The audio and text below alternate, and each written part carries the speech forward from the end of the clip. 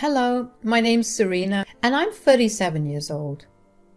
A lot has happened in my life in these last few months, and I just thought I'd come on here and share my experience with you. I also want to share this as a cautionary message to always listen to your gut. Not all family members can be trusted, and it's always better to be safe than sorry. My story starts with me meeting my husband, Danny. Danny and I met at work. He worked in another department, and we happened to meet at a celebration that our company was having for all the departments. Danny and I got along really well, so well that we in fact spent the entire event just talking to each other. We exchanged numbers when it came time to go back home. Needless to say, we started dating pretty soon after that. We dated for a long while, about 3 years, before we decided to get married. Our wedding had to be the happiest day of my life. Mine and Danny's relationship was a very good one. We rarely ever fought, and we had a way of understanding each other without needing to say it out loud. So while I was very happy and satisfied with our relationship, I had a problem with only one thing, and that was my mother-in-law, Willow. Willow was a character in my life, to say the least. She was pretty agreeable to be around. She had her moments of rudeness, but nothing that I couldn't handle. She would sometimes make snide remarks at me and would sometimes even blatantly insult me to my face. Of course, Danny would have my back in a heartbeat, and I was grateful for that. That was not the issue I had with her, though. I don't know if Willow actually struggled with her memory, but my God, was it an actual issue. She forgot things everywhere all the time. Danny and I tried to tell her multiple times to actually get help for it, but she refused to because she believed she was completely fine. But then I realized she would purposely forget a lot of things when it came to me. Like, for example, there was this one time when she borrowed my laptop because she wanted to browse through some things on Amazon for herself. While doing that, she ordered all these expensive things and conveniently forgot that my card information was saved on Amazon. The order was placed using my money, and it was a lot of money. I was upset with her for it, but I let it go because Danny managed to get her to pay me back the money. Another time, Danny and I were planning to go for a short trip, and I needed someone to cat sit for me. None of my friends were available, and my parents were out of town too. I hesitatingly asked Willow to look after my cat. She had to do nothing but come to my house once a day and put food and water in my cat's bowls. She assured me that she would do that. But when Danny and I got back home, our house was infested with ants, and my cat's food bowl was overflowing and also crawling with ants. My cat was itchy all over because of those ants. I was furious, and Danny drove me over to Willow's house. "Welcome back. It's lovely to see you both." "Really? What did you do? I asked you to do one thing." "Mom, why did you not look after the cat?" "What are you talking about? I did. I filled its bowls with food and water." "Yeah, you overfilled it, and now the house is crawling with ants." "Oh well, it's not my fault that your house had ants in it. I still took care of your stupid cat." "My cat couldn't eat any of the food or drink any of the water because of the ants. Did you even go over every day like I asked you to?" "I went over the first day after you left, and I filled the bowl up real good. I figured if I filled the bowl with a lot of food and water, the cat would be fine for a while." "Mom, that's not really how it works. That's a crappy line of logic to follow, and even you know it."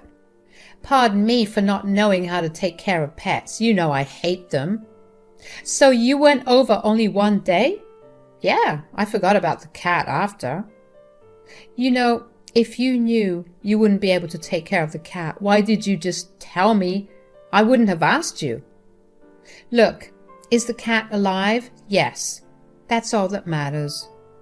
"That was a very crappy thing for you to do. I need you to apologize to Serena." "Ugh, whatever. Sorry, Serena." I was really upset at how casually Willow was treating what she did. She didn't even seem remorseful. After she apologized, I walked away. I didn't trust myself to not explode at her. I was fuming, and seeing her act like it was no big deal made me want to wring her neck. Danny followed me back out and apologized on his mother's behalf. Of course, I didn't let him apologize because he had nothing to do with his mother's actions. We got the ant infestation taken care of, and a vet visit later, my cat was doing fine. Now I'm only telling you this story because in hindsight, I should have realized how Willow had always been showing me signs of her callousness and carelessness. If I had fought back to this incident, I could have avoided a lot of pain. About a year after this incident, I got pregnant with my son Eric. The pregnancy was no easy task. I had the worst of all the popular pregnancy symptoms. To make things worse, I went into labor pretty early and Eric was born prematurely. I wasn't allowed to hold my son for a good 2 weeks. Danny and I had it very rough in those 2 weeks. When I was finally able to hold my son, I knew in my heart that I could never let anything bad ever happen to him. Danny felt the same way, and we both decided to not let anyone from either of our families or any of our friends meet our baby. We wanted to have some family bonding time with our child. It would also serve as a way to protect our son during his most vulnerable months. I also took time off from work to take care of my child. Danny and I decided that it would be best for me to stop working until I recovered and our baby was a little older. Thankfully, I didn't have to quit my job. I was given a year's worth of maternity leave, along with the ability to work from home. Before we knew it, 3 years had passed. Eric was growing well and was doing very well for his age. He was adored by everyone in Danny and I's lives. But those 3 years were always racked with either work or taking care of Eric. Danny and I realized that we hadn't spent any real time together, so we decided to go on a date one weekend.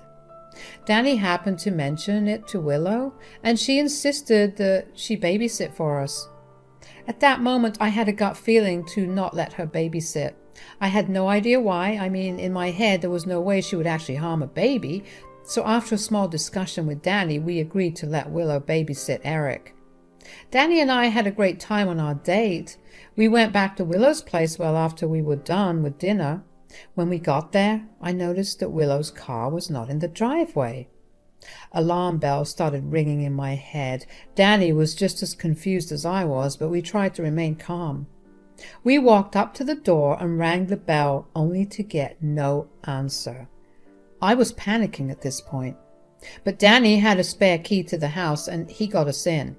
When I went in, Eric was lying in bed, crying. He ran up to me and I carried him in my arms. I was furious. Danny had looked around the house and did not find Willow anywhere. Willow had left my child all alone at home for God knows how long. Willow returned 10 minutes after we did, and I angrily asked her where she had been. "Where the hell were you?" "Oh, I got a call from one of my friends. She was in town and asked me to go out for a coffee." "So you just left Eric here when you went to go for coffee?" "Well, what did you expect me to do? Carry the kid with me?" "Of course. Or even just not go. First of all, that's stupid because it would have been annoying to deal with a crying baby when I'm just trying to catch up with a friend. Secondly, the house was a mess. I didn't want my friend to see that." "Are you being serious right now? How are you treating this so casually?" "Look, I made sure Eric was asleep for a while before I left. I didn't think I'd be out for so long, but I lost track of time." "That was very, very irresponsible of you." "You guys are new parents, so I get the freak out. But there's no reason to worry so much. Kids are tougher than you think." "Just shut up. I never want you around Eric ever again." "You can't do that." "Why, what would you have done if Eric got seriously hurt? You're lucky that we're not pressing charges on you." "But he didn't." "Danny, say something. You can't let me not see my grandson because of this." "I'm just disgusted with how casually you're talking about this." Serena's right. And I support her decision. I don't want you near our son anytime soon. I didn't let Willow come near our family for the next 3 years. Just the thought of her would make my blood boil with rage. She tried to reach out on many occasions, but I ignored her. Danny was on my side, although I knew he didn't like not talking to his mom. I told him that he was free to talk to his mom and visit her. I just didn't want her back in mine or Eric's lives. Danny spoke to her every other weekend, and that was about the extent of our involvement with Willow. And then one day, Danny told me that he had something to discuss with me. So, there's something I need to discuss with you. Mom has been calling me every day. Oh? What does she want? She keeps apologizing for what she did to Eric 3 years ago. Why is she suddenly apologizing for it? Well, she told me she wanted to see her grandson again. Absolutely not. Yeah, well, that's exactly what I said. Mom then went into this rant about how she's getting old and how she doesn't want to live the rest of her life estranged from her son and her grandson. That was a fate she chose for herself. I know, but you can't possibly be thinking about letting her come back into our lives. She just seems so apologetic. Yeah, probably because she has something more devious in her mind. I doubt that. I know you're still hung up over what happened, because she put our son's life in potential danger. I'm sorry, but I don't want someone who showed no care for my son in his life. He deserves better than this. And I completely agree. All I'm saying is that we slowly introduce her back into his life. No. Serena, don't be so stubborn. I'm not suggesting we let her be with him unsupervised again.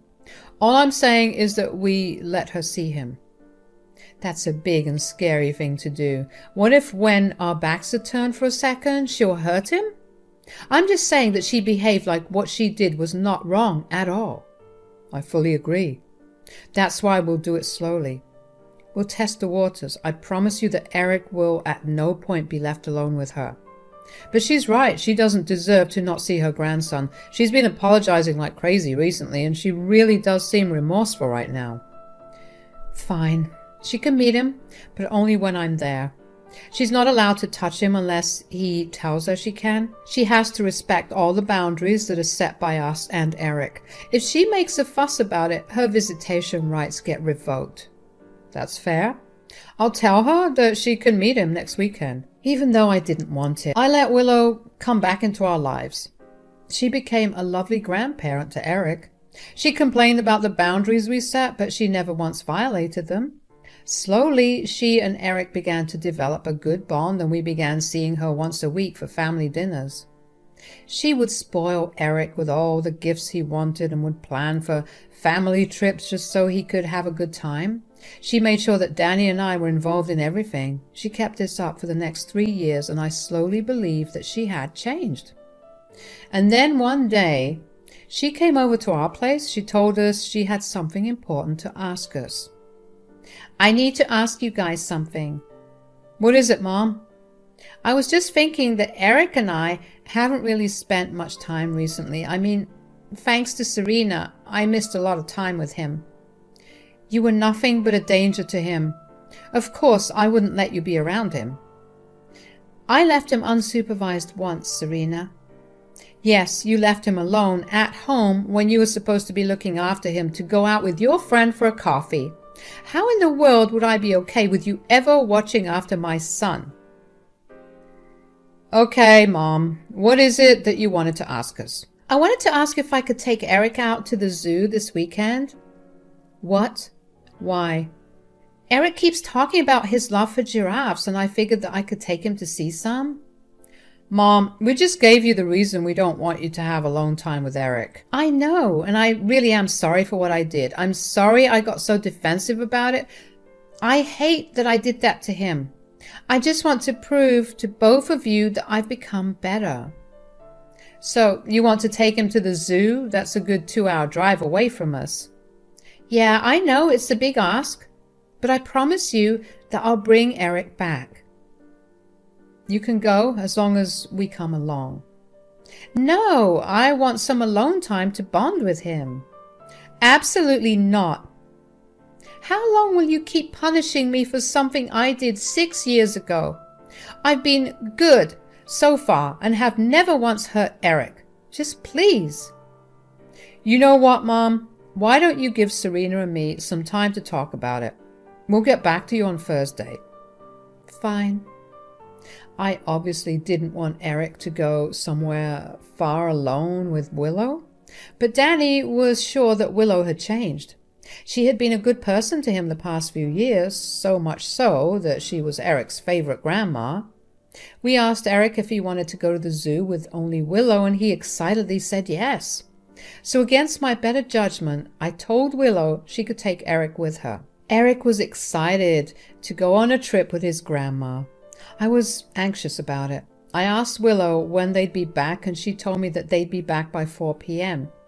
I was worried about letting my son go out with her for so long, but he looked so happy that I put aside my worries. I spent the rest of the day in an anxious mess.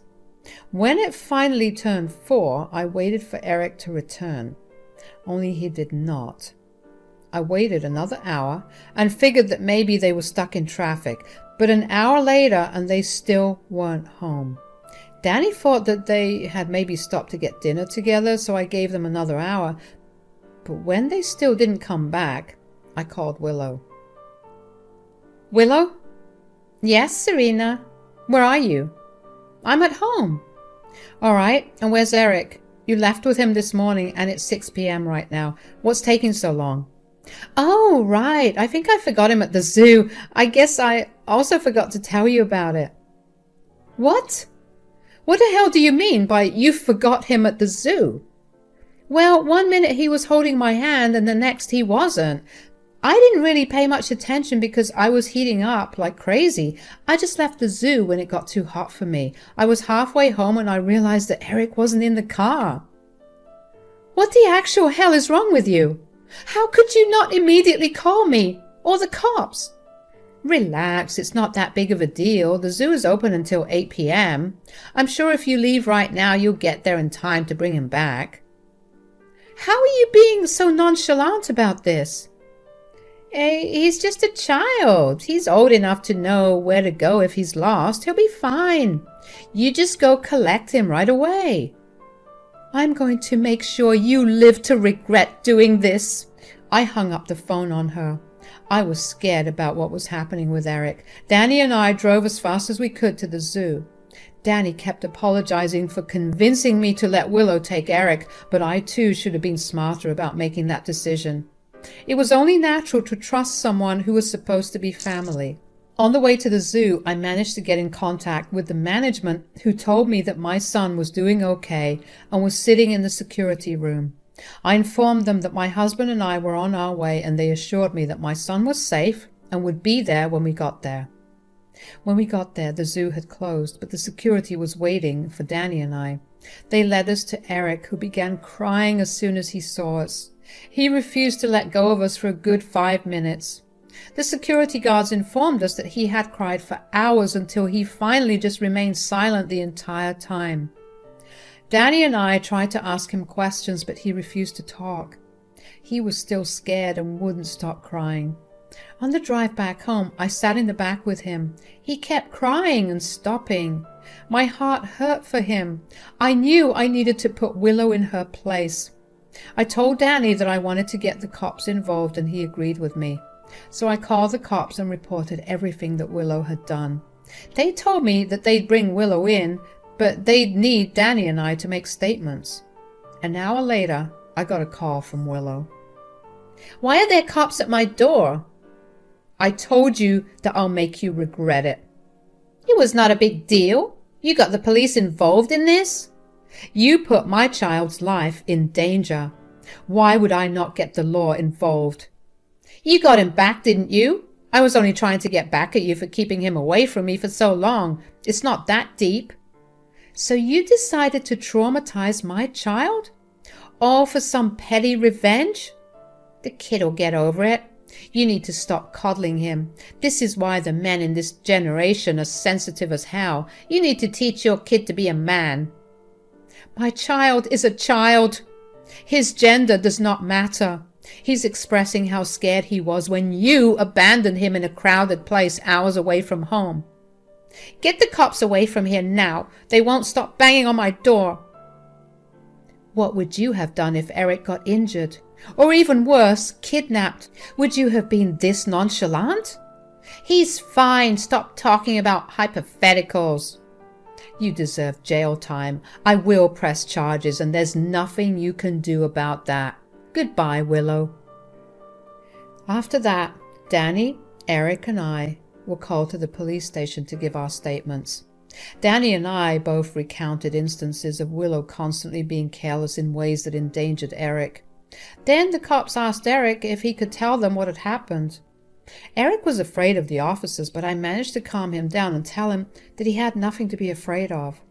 One of the police officers offered him a donut, and he immediately relaxed a little. He didn't talk for a while because he was still processing everything that happened. The police let us take our time. Danny and I engaged Eric's attention to the best of our ability. We tried to make him feel like he was finally safe and nothing bad was going to happen again. Finally, Eric opened up and told us and the police that Willow had left him at the zoo when he was standing in front of the lion enclosure. Upon a few more questions being asked, Eric revealed that Willow had told him that she had a surprise for him and made him cover his eyes and count to 10. When he opened his eyes, Willow was gone and she never came back for him. Thankfully, he managed to find security and they kept him in their cabin until Danny and I arrived.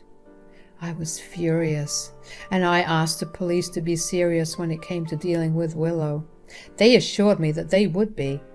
Over the next few months, Danny and I went to quite a few court trials against Willow. She was charged with child desertion and endangerment.